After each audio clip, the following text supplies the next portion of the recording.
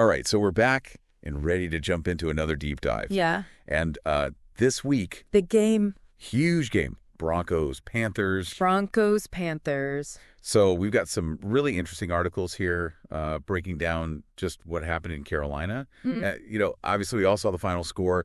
Broncos 28, Panthers 14. Decisive, yeah. Yeah, pretty decisive. Broncos offense looking pretty good. But I think what's really interesting here is how Sean Payton Oh, yeah. orchestrated this. Outcoached, for sure. Yeah. I mean, it wasn't just a talent thing. Right. I mean, the Broncos, yeah, they've got some good players, but the way Payton was calling these plays kept the Panthers' defense guessing all game long. Okay, so let's talk about that a little bit because, I mean, when I was watching the game, Yeah.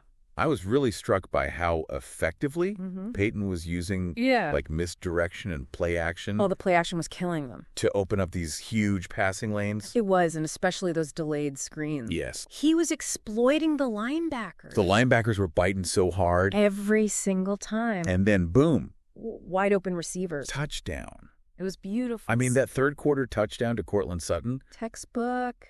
it was like watching a clinic, It's poetry in motion. And that's what I think makes this Broncos offense so scary, Oh, absolutely. is that, they have a really good running game with Javonte Williams. Oh, he was unstoppable. 100 yards. Rushing, yeah. And a touchdown. Touchdown, big touchdown. But then they also have these really talented receivers like Cortland Sutton. And when you have that kind of balance, Right. and then you've got Payton at the helm calling the plays, It's scary.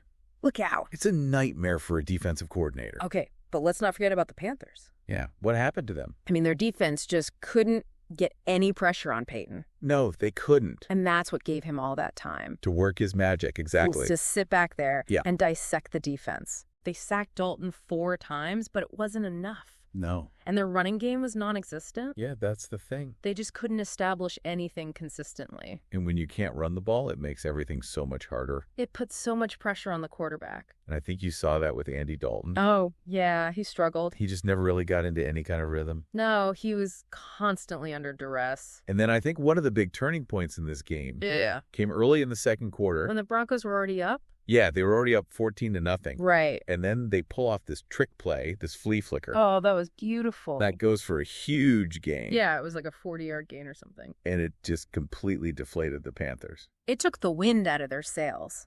You could just see it in their body language. They never recovered. They kind of gave up. Yeah, and the Broncos defense really tightened up in the second half, too.